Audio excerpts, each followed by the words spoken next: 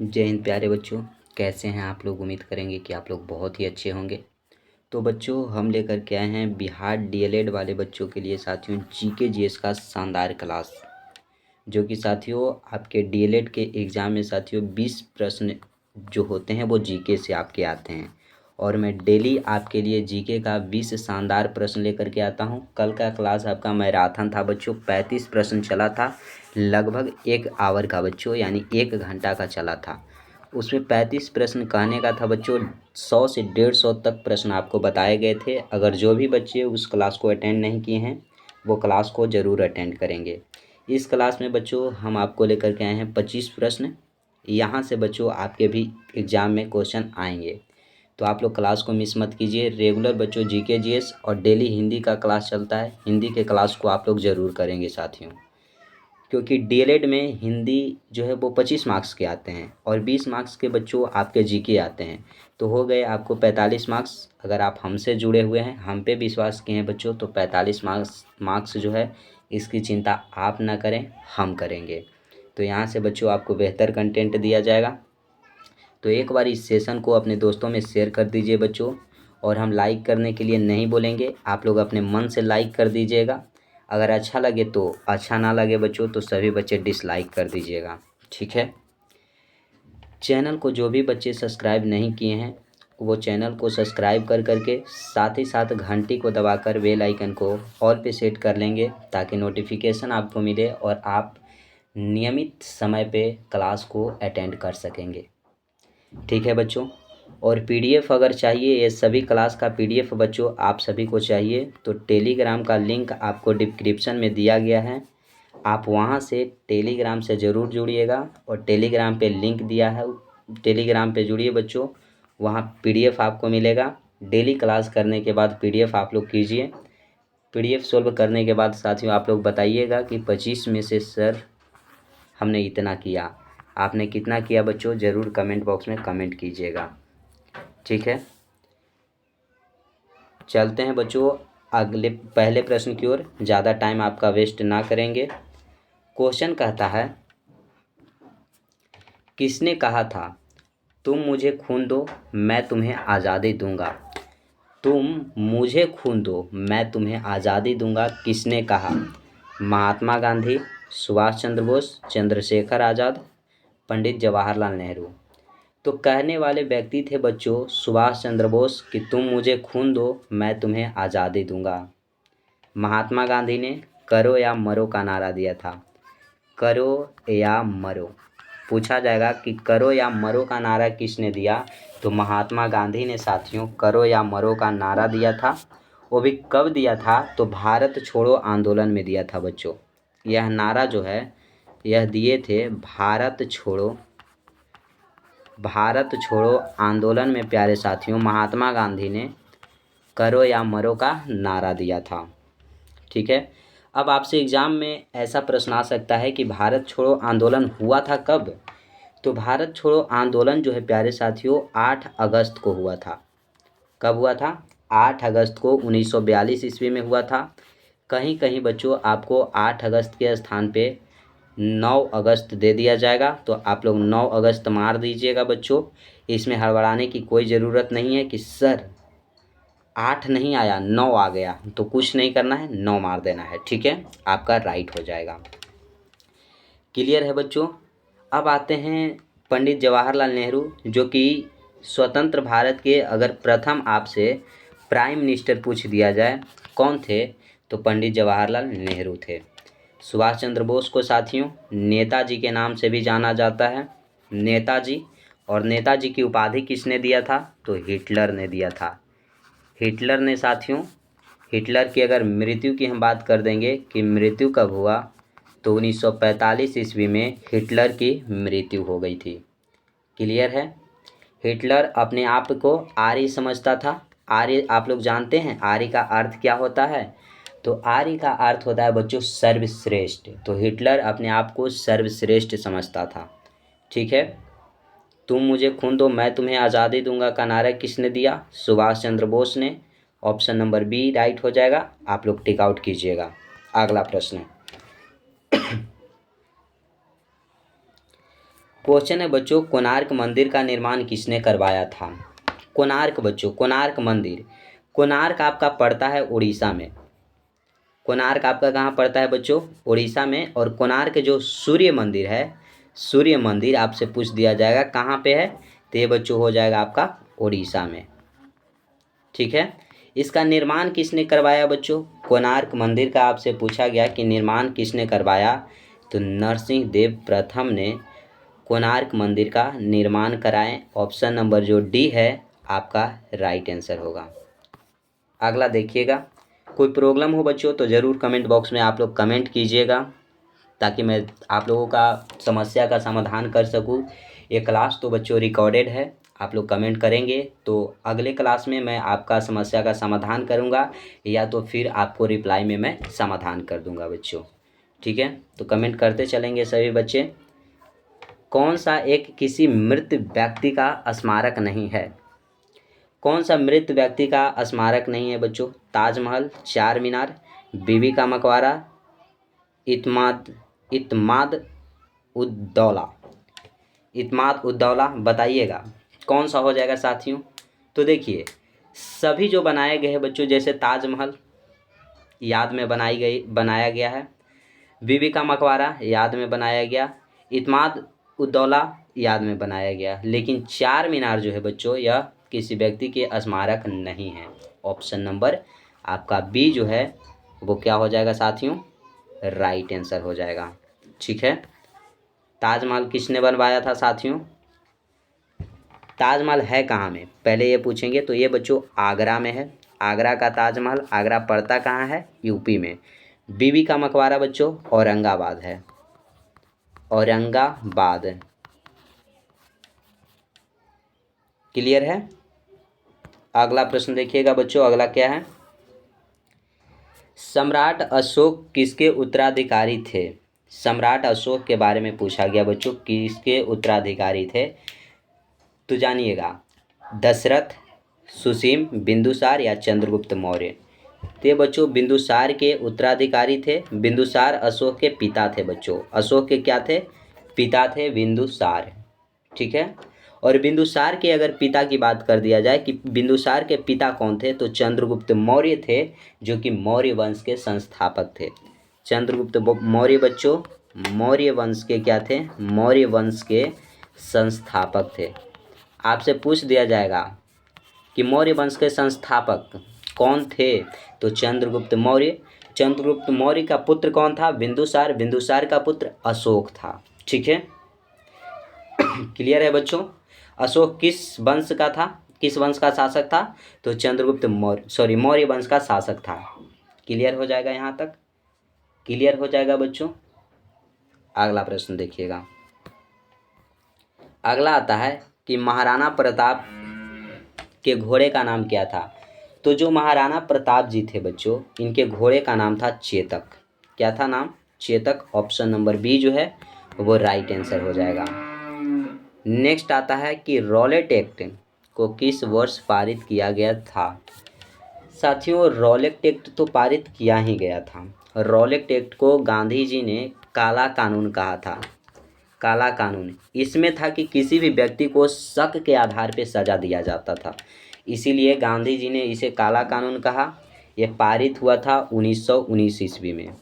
और 1919 ईस्वी में ही साथियों जलियांवाला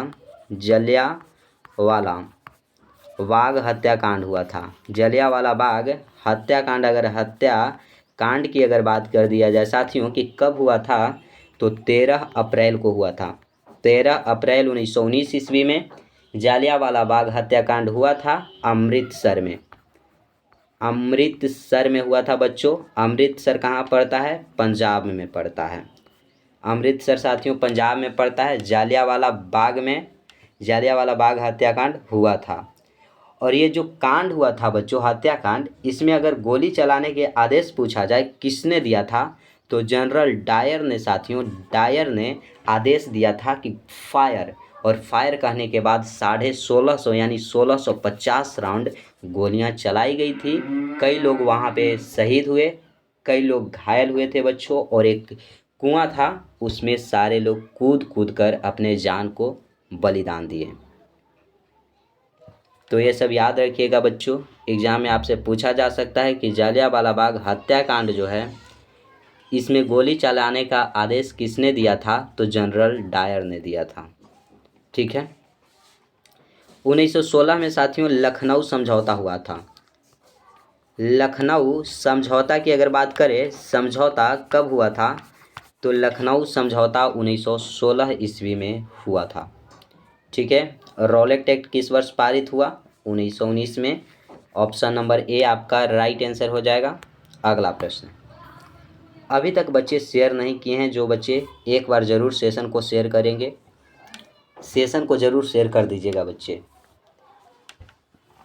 चैनल को सब्सक्राइब नहीं किए हैं वो चैनल को सब्सक्राइब भी कर लेंगे। क्वेश्चन आता है कि वास्को डी गामा भारत कब आया था। वास्को डी गामा बच्चों यह प्रथम पुर्तगाली था, पुर्तगाल का रहने वाला था। पहले याद रखिएगा कि यह पुर्तगाल का था। ठीक है। और यह प्रथम पुर्तगाली था जो भारत आया था। आपसे पूछा जाएगा कि प्रथम पुर्तगाली कौन भारत आया था, तो वास्को डी गामा आया था। कब आया था बच्चों, कब आया था ये पूछा जाएगा, और पूछा भी गया है। तो 1492 ईस्वी में वास्को डी गामा भारत आया था, भारत के कालीकट बंदरगाह पे, कालीकट बंदरगाह पर, कालीकट बंदरगाह पे बच्चों 1492 ईस्वी में वास्को डी गामा आया था। और कालीकट के राजा जमोरिन ने, कालीकट के जो राजा था जमोरिन, कौन था साथियों, जमोरिन, इन्होंने वास्को डी गामा का क्या किया, स्वागत किया था। तो ये सब आप लोग याद रखिएगा। पहली बार वास्को डी गामा भारत कब आया, 1492। अगर सेकेंड बार पूछ दिया जाए बच्चों कि सेकेंड बार कब आया था, तो 1502 में। और थर्ड बार कब आया, तो 1524 में। और इसकी 1524 में मृत्यु हो गई थी। क्लियर है बच्चों, इतना नोट कीजिए, सभी बच्चे इतना नोट कीजिएगा। आगे बताते हैं। वास्को डी गामा जो था बच्चों, इसी ने भारत की खोज की। अगर पूछ दिया जाता कि भारत की खोज किसने किया, तो वास्को डी गामा ने किया। कब किया, तो 1492 में ही किया। ठीक है। क्लियर है बच्चों। अगला प्रश्न देखिएगा क्या है। नेक्स्ट प्रश्न की ओर चलते हैं बच्चे। देखिए, बौद्ध गुफा के लिए प्रसिद्ध काले किस राज्य में स्थित है, कार्ले किस राज्य में स्थित है साथियों, ये पूछा गया। तो ये स्थित है महाराष्ट्र में। कहाँ में हो जाएगा, महाराष्ट्र। ऑप्शन नंबर ए जो है बच्चों वो राइट हो जाएगा। उत्तराखंड बच्चों, पूछ दिया जाए आपसे कि फूलों की घाटी कहाँ है,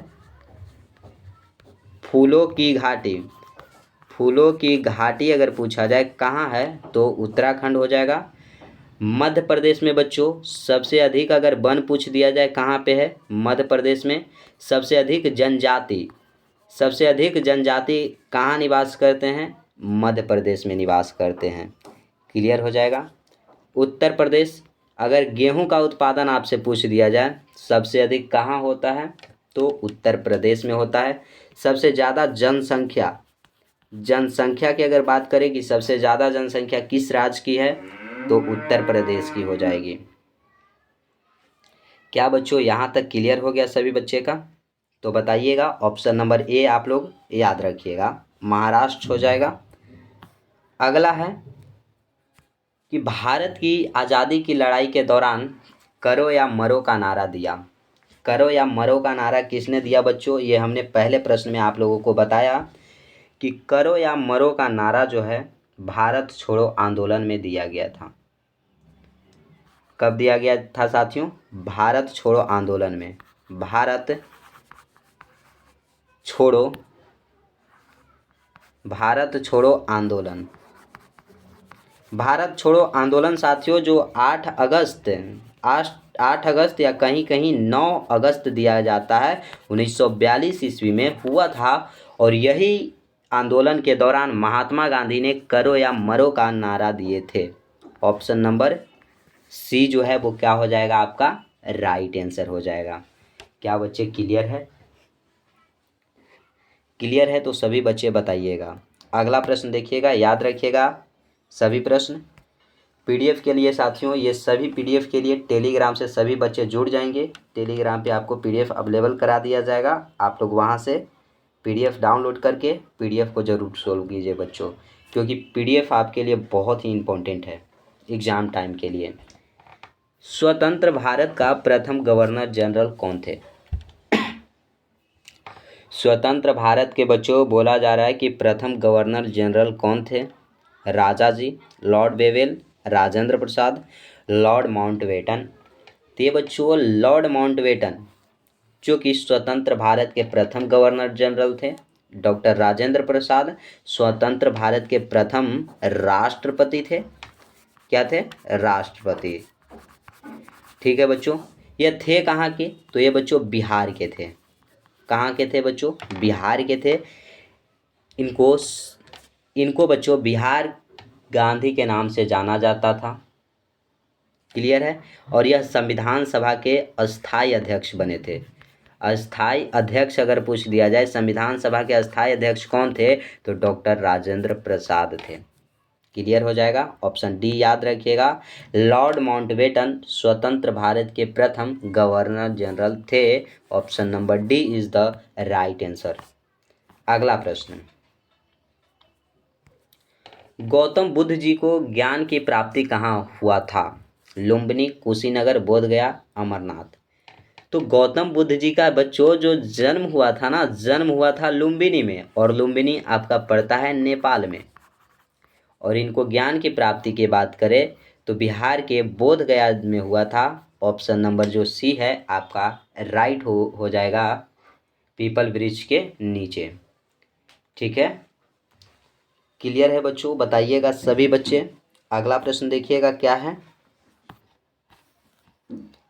चाणक्य का एक अन्य नाम क्या था?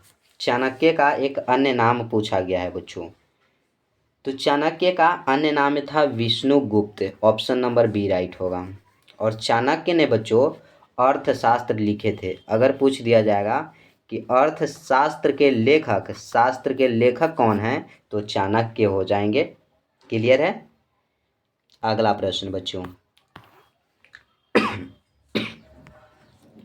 ब्रह्म समाज के संस्थापक कौन थे?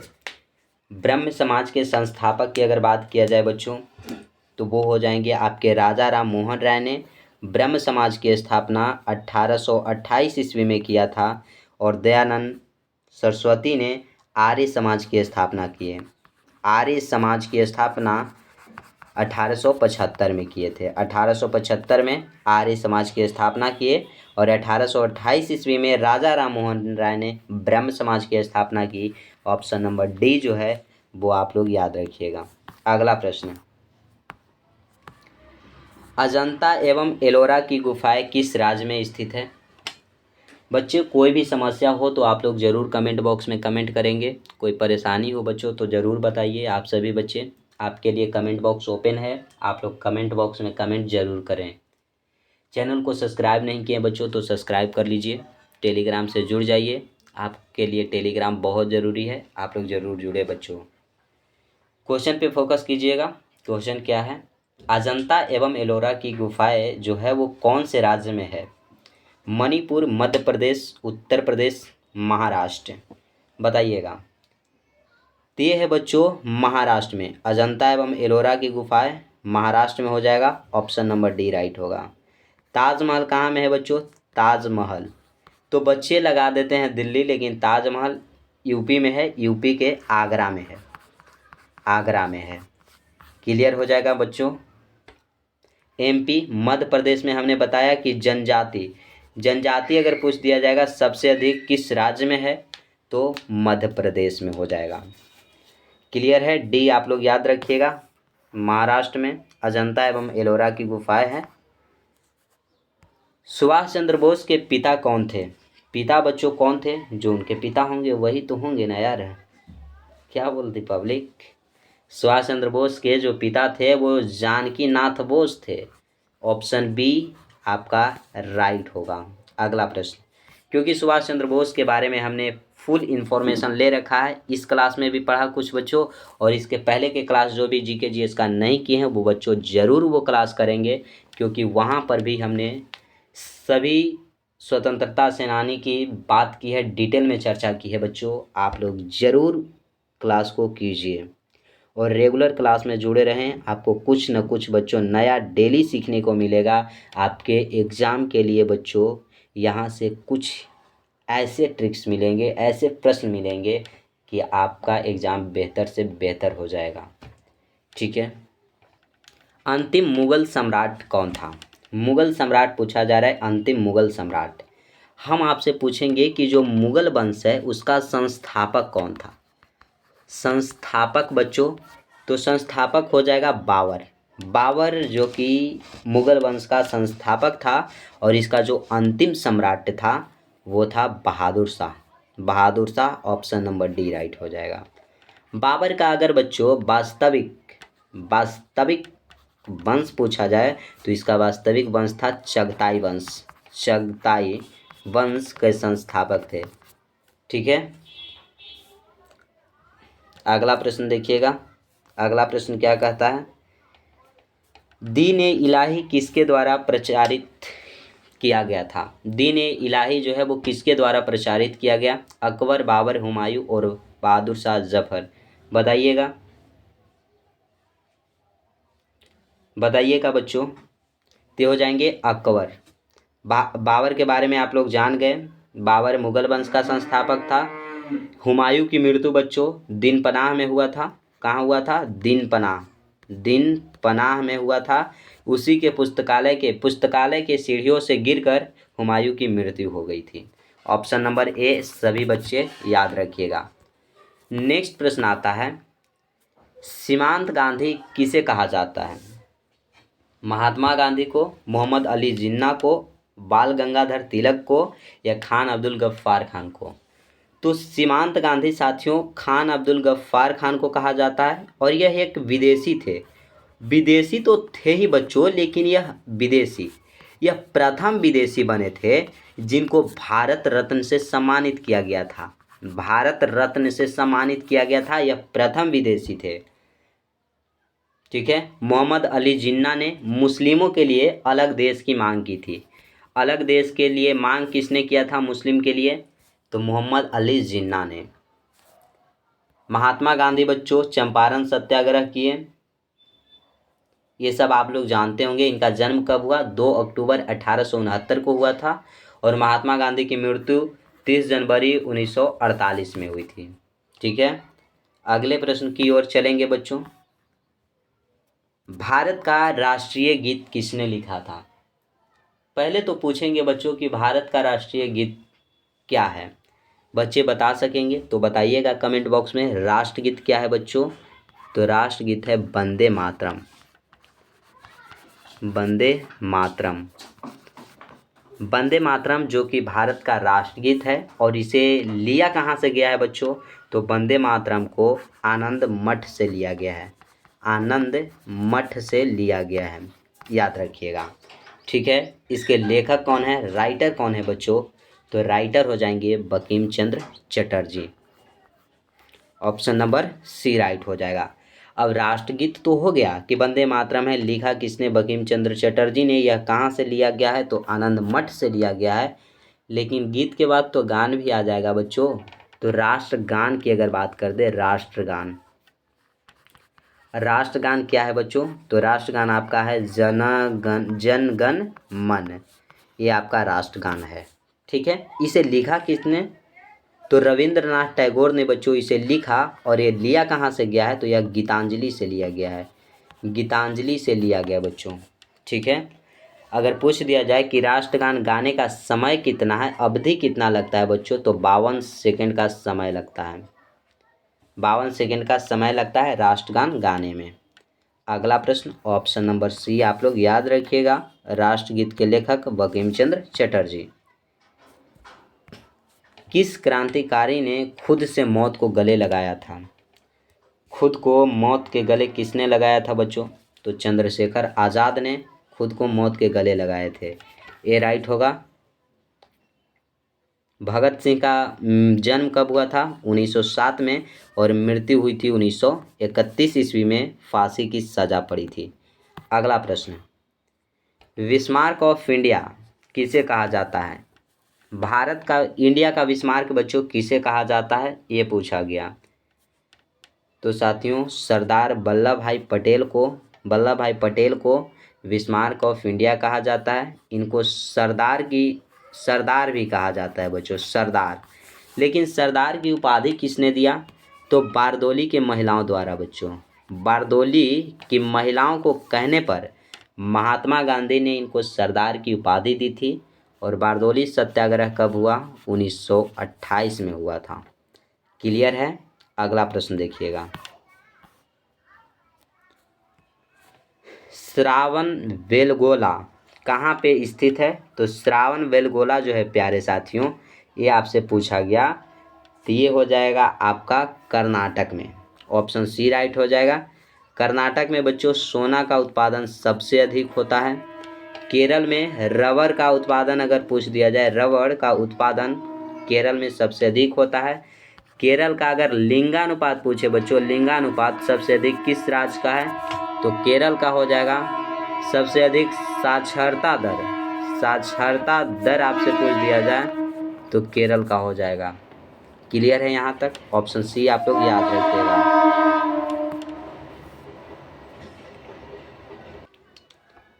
नेक्स्ट है बच्चों कि दास वंश की स्थापना किसके द्वारा की गई थी। दास वंश की जो स्थापना है ये पूछा गया, तो किया गया था बच्चों कुतुबुद्दीन ऐबक के द्वारा। ऑप्शन नंबर बी जो है वो राइट हो जाएगा। मोहम्मद गजनबी बच्चों अगर पूछा जाए कि भारत पर कितने बार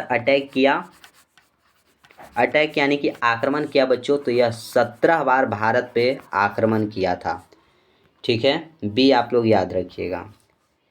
और ये आता है आपका अगला प्रश्न। क्या यार 24 नंबर प्रश्न कहाँ गया भाई,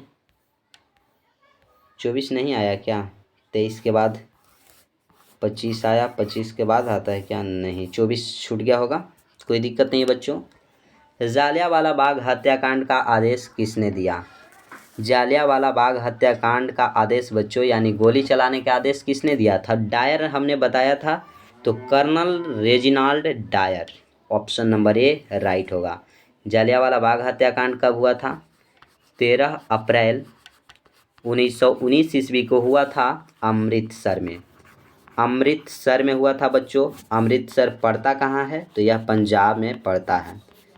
क्लियर हो जाएगा बच्चे। यहाँ तक कोई समस्या है तो सभी बच्चे बताइएगा, कमेंट बॉक्स आपके लिए ओपन है। अब ये देखिए सेशन अच्छा लगा होगा तो सभी बच्चे लाइक करेंगे, दोस्तों में शेयर करना नहीं भूलिएगा। और बच्चों कमेंट बॉक्स आपके लिए ओपन है, सभी बच्चे कमेंट बॉक्स में कमेंट करेंगे कि आज का सेशन कैसा लगा, ये जीके जीएस का सेशन कैसा लगा और डेली जीके जीएस का सेशन कैसा लगा। बच्चों शाम को आपको हिंदी के क्लास मिलेंगे, आप लोग हिंदी के क्लास में भी ज़रूर जुड़ेंगे। ठीक है बच्चों, चैनल को जो भी बच्चे सब्सक्राइब नहीं किए हैं वो चैनल को सब्सक्राइब करके साथ ही साथ घंटी को दबाकर बेल आइकन को ऑल पे सेट कर लेंगे ताकि नोटिफिकेशन मिले और आप क्लास को नियमित समय पे अटेंड कर सकेंगे। ठीक है, पीडीएफ के लिए साथियों कुछ नहीं बोलेंगे, टेलीग्राम का लिंक आपके डिस्क्रिप्शन में दिया गया है, आप वहां से जुड़ जाइए। टेलीग्राम पे पीडीएफ आपको प्रोवाइड करा दिया जाएगा। आप डेली पीडीएफ को बच्चों सोल्व कीजिए और कमेंट बॉक्स में बताइएगा कि 25 में से बच्चे आप लोग कितना प्रश्न किए। ठीक है, तो आज यहीं तक रखेंगे, आज के लिए बस इतना ही। जय हिंद मेरे प्यारे शेरनियों।